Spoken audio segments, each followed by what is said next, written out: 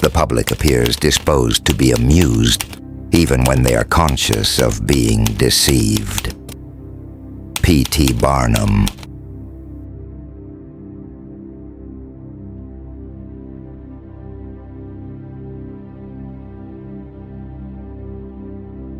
Reality has always been too much for most to bear. It is sharp, unrelenting, and merciless in its truths. Death waits at the end of every road. Love fades, beauty decays, kingdoms crumble. The daily grind strips the spirit until what remains is little more than endurance.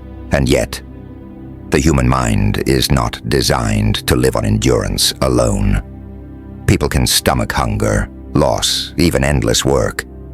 But what they cannot stomach is emptiness. The soul cries out for something more, something to elevate existence above the dull ache of the real. That is why men and women through every age have turned their eyes away from stone and soil and looked instead toward dreams, toward myths of eternal youth, toward visions of love that never dies, toward prophecies of glory yet to come. People do not want truth. They want enchantment. They want a veil over the brutal face of life, a veil embroidered with stars, kingdoms, and miracles. This is the dangerous secret of power. Those who can provide such illusions rule the hearts of men. Offer the cold light of reality, and you will be hated. But feed a dream, however impossible, and you will be adored, defended, followed. People will surrender their money, their labor, their very lives, if only you let them believe that there is more waiting beyond the horizon than mere dust and death. And so, history's greatest rulers, seducers, and prophets have all been, at their core, architects of fantasy. They did not merely speak to the reason of their followers. They spoke to their hunger for wonder. They understood that man does not live on bread alone, but on stories, visions, and illusions that make his suffering bearable. But fantasies are not all alike. Some dazzle with spectacle, pulling crowds into carnivals of marvels and impossibilities. Others take form in idols, human beings turned into gods, living vessels of beauty and immortality.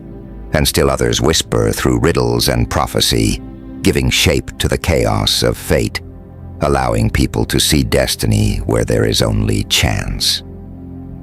The question is not whether people crave fantasies. The question is who will seize the power to provide them. For whoever does becomes not merely admired, but indispensable. And so our journey begins, with a man who understood this law instinctively, a man who saw in the hunger of the common people an empire waiting to be built. He sold them dreams, he sold them lies, and they loved him for it. His name was Phineas Taylor Barnum.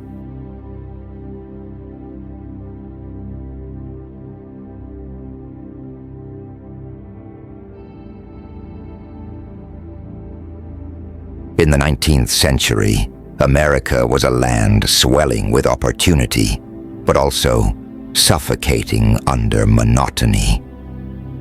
For most, life meant endless labor, factories thick with soot, farms bound to cycles of planting and harvest, small towns repeating themselves like clockwork. There was little enchantment, little escape, only the grind of survival. And it was into this world that a man named Phineas Taylor Barnum emerged. A man who saw not despair, but hunger. Barnum understood something most did not. People can endure hardship, but they cannot endure meaninglessness. They crave stories, spectacles, wonders, even lies that can lift them above the ordinary. He saw that fantasy was not a luxury, but a need, and he resolved to feed that need, no matter the cost. Barnum filled his halls with marvels, the so-called Fiji mermaid, a grotesque fusion of fish and monkey stitched together by foreign hands. horrified some and delighted others. Yet whether people believed or doubted, they came. For the fantasy was irresistible. What if, just what if, the legends of the sea were real? He paraded giants and dwarfs, women who claimed mystical powers, exotic animals displayed as creatures from forgotten kingdoms. Every exhibit, every performance was less about truth than about possibility. He knew that people didn't need proof. They only needed wonder. Barnum's genius lay not in his exhibits, but in his ability to transform deception into theater. He once famously said, the public appears disposed to be amused even when they are conscious of being deceived. And it was true. People paid not to learn facts, but to feel astonishment.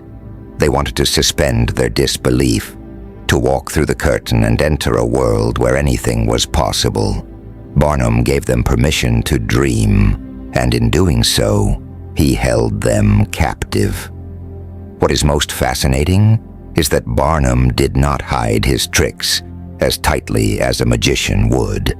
Often the audience suspected, even knew, they were being fooled, and still they smiled, because deep down they wanted to be fooled. They wanted to participate in the fantasy. In this way, Barnum uncovered a truth far more profound than the Fudgy Mermaid or the giants on his stage. People are not victims of illusion, but accomplices in it. They yearn for deception when it makes life bearable, and it made him rich. Barnum did not sell objects. He sold feelings, awe, terror, laughter, delight. He did not need to sell reality. Reality was free, and no one wanted it. He became the merchant of dreams, transforming dust into gold, sowing illusions into empires. He proved that imagination could be monetized, that fantasy could be packaged and sold in tickets. But Barnum's greatest power was not in his circus, nor in his curiosities, but in his ability to shape the human need for wonder into loyalty. By feeding people what they longed for, he became unforgettable. He lived not just as a man, but as a symbol of enchantment. Even his critics, those who accused him of fraud, could not deny his magnetism, for he had grasped the truth of this law. People would rather be dazzled by lies than crushed by truth. And yet Barnum was only the spark. His tents, his sideshows, his painted signs were but the beginning of something larger. He revealed a pathway that others would soon follow, expanding fantasy from traveling shows into something far greater, far more powerful.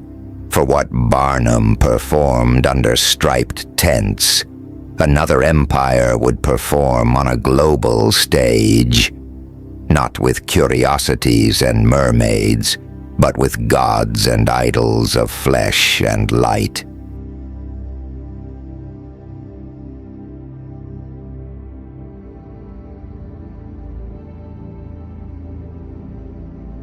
When the age of Barnum's striped tents faded, a new cathedral of illusion rose in its place.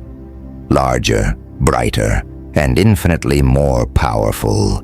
Its name was Hollywood. If Barnum was the merchant of dreams, Hollywood became the empire of them. In the early 20th century, the world was still reeling from war, poverty, and the relentless march of industrialization. Cities grew taller, but lonelier. Machines replaced men. For the masses, life remained harsh and ordinary. And yet, in the darkened theaters of Hollywood, reality dissolved. The screen flickered and people were transported to palaces and battlefields, to romances that burned with eternal fire, to worlds that obeyed no laws but imagination. Hollywood learned quickly that cinema was not just entertainment. It was worship. The screen was an altar, and the audience came to lose themselves in its glow. Here, fantasy was no longer a traveling show that passed through town. It became a permanent institution, a ritual woven into daily life. The poor man could sit in the shadows of the theater and for a few hours live as a king, a hero, or a lover. The weary could watch beauty so perfect, it felt immortal. Hollywood did not offer truth. It offered transcendence. But the most brilliant trick of all was not the movies themselves, but the creation of stars. The celebrity was the modern god, sculpted from flesh but polished into myth.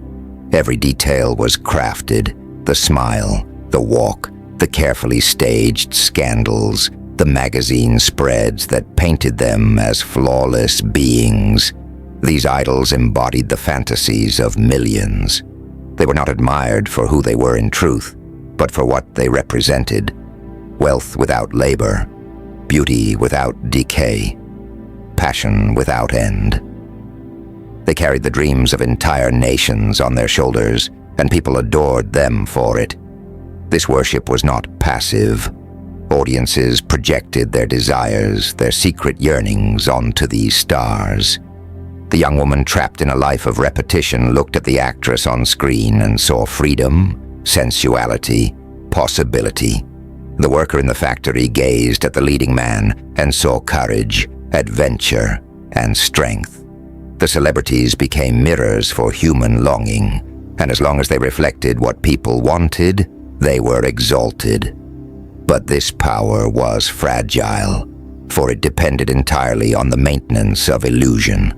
The star who revealed too much truth, the drinking, the breakdowns, the ordinariness behind the glamour, shattered the fantasy. And when the fantasy broke, the audience turned savage. They loved their idols, but only so long as those idols played the role of the divine. A fallen celebrity is not forgiven. They are discarded because the dream must live on, even if it requires sacrifice. Hollywood perfected what Barnum had begun. It transformed fantasy from a curiosity into a global necessity. It shaped not just entertainment, but identity itself. People dressed, spoke, and dreamed according to the images they consumed. The illusions of the screen became the blueprint for how to live, how to desire, how to imagine the future. For some, it became more real than reality. And so the lesson deepens. Fantasy is not just a distraction. It is a force that governs entire cultures. To feed it is to shape society. To starve it is to risk irrelevance. Hollywood proved that people will give not only their money, but their very sense of self to those who can craft illusions large enough to believe in. But not all fantasies are gilded with lights and beauty. Some arrive clothed in shadows, in words so cryptic that they seem to come from beyond time itself. While Hollywood gave people gods of flesh, another figure gave them something far more mysterious: the illusion of destiny.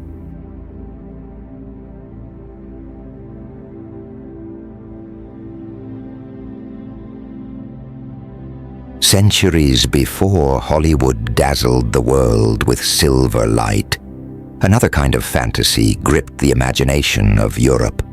It came not through spectacle or living idols, but through words. Words so cryptic, so shrouded in mystery, that they seemed less like human writing and more like whispers from eternity. These words belonged to a man named Michel de Nostradamus, known to the world as Nostradamus. In 16th century France, the air was thick with fear. The plague swept through towns like an invisible scythe, claiming families overnight. Religious wars ignited with fire and sword, turning neighbor against neighbor. The old certainties of the world, the church, the monarchy, tradition itself, trembled under the weight of chaos. People felt as though they were adrift in a storm with no captain at the helm. And into this storm stepped Nostradamus, armed not with armies, but with prophecy. He wrote his visions in quatrains. Four-line verses riddled with riddles, veiled in symbolism, deliberately ambiguous. They spoke of great fires, of tyrants rising and falling, of kingdoms collapsing, of disasters yet to come. The language was so vague, so dreamlike, that it could mean almost anything. And that was the genius, because in that ambiguity, people found what they needed most: meaning. To the peasant who had lost his children to the plague, Nostradamus's words whispered that this suffering was not random. It was foretold, part of a larger story. To the nobleman fearing rebellion, the prophecies became warnings that could be interpreted as guidance. To the desperate masses, his quatrains carried the intoxicating possibility that history itself was scripted, that behind the chaos of blood and disease, there was a hidden order. Nostradamus did not need to be accurate. He did not need to name dates or places with precision. His power lay in letting the imagination do the work. People themselves filled in the blanks, twisting his words to match the events of their time. When a king was assassinated, they saw his hand in it. When a war erupted, they claimed he had foreseen it. With every disaster, his fame grew. It did not matter that his writings could mean 1,000 different things. It mattered only that they gave people the illusion of certainty in an uncertain world. And here lies the darker truth. People do not want prophets to tell them what will be. They want prophets to tell them that what has happened, what is happening, was always meant to be. That their pain is not meaningless. That their fear has purpose. Nostradamus fed them exactly that. He gave them prophecy not as a map, but as a mirror. They saw what they needed, and in that reflection they found comfort. His words survived for centuries, carried through revolutions and empires, revived with every new disaster. When fire consumed London, his name was invoked. When Napoleon rose, when Hitler marched, when towers fell in smoke, Nostradamus was dragged back from the grave, as if he had whispered across time. Always his prophecies fit, because they were never meant to fit one thing. They were meant to fit anything. This is the essence of fantasy at its most dangerous. It requires no proof, only desire. Nostradamus proved that people will cling to illusion even when truth is absent, even when the dream is woven from riddles and shadows. He gave them no facts, no solutions, only the intoxicating sense that history had meaning, and for that he became immortal. But his immortality is not unique. It is the fate of all who learn to play with fantasy. Barnum fed the hunger for wonder. Hollywood fed the hunger for beauty and escape. Nostradamus fed the hunger for destiny itself. Three faces of the same truth. People do not live for reality. They live for the dream. And so, we arrive at the heart of the law.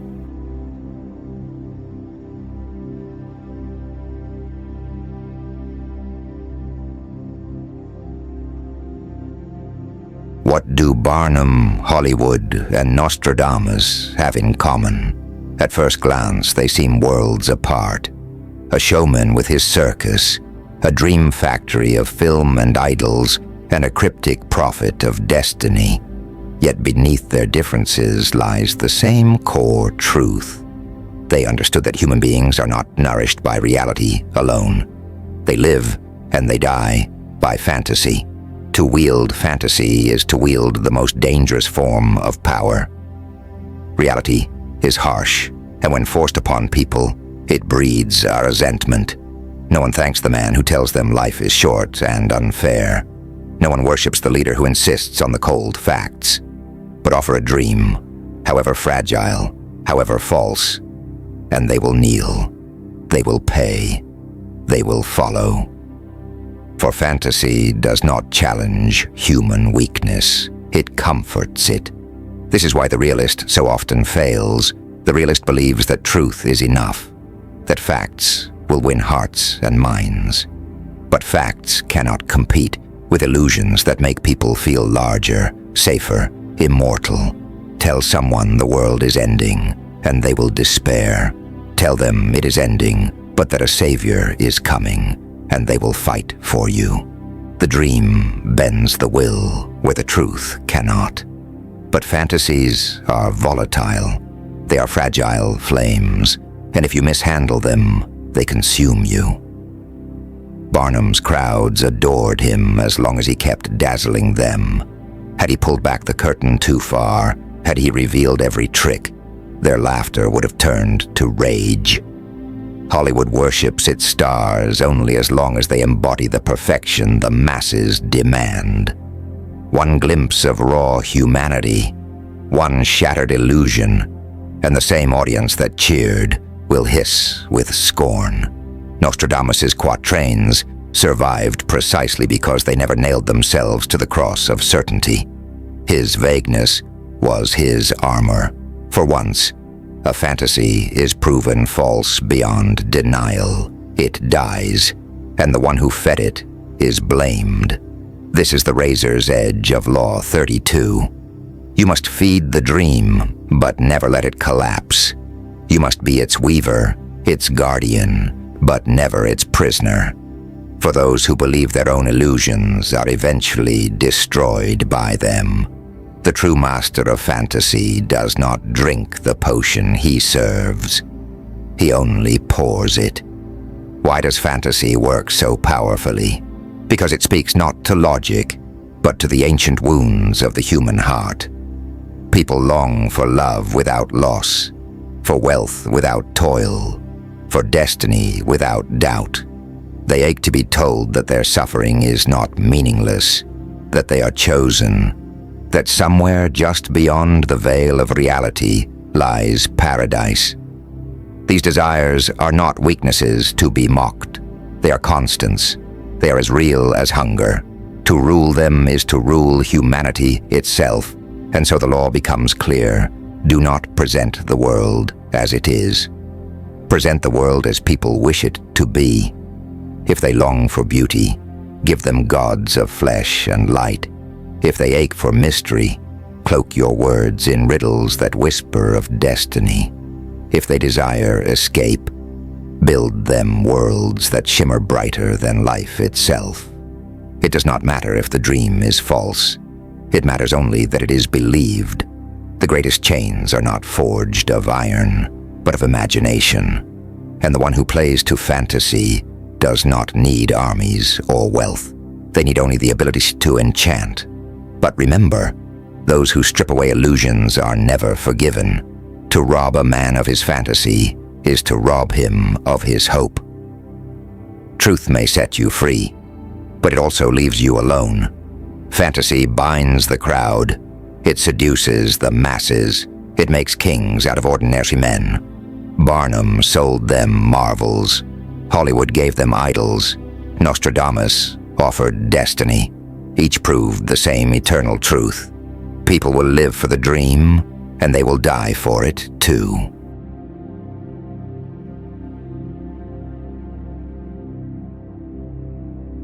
And so we return to the heart of the law.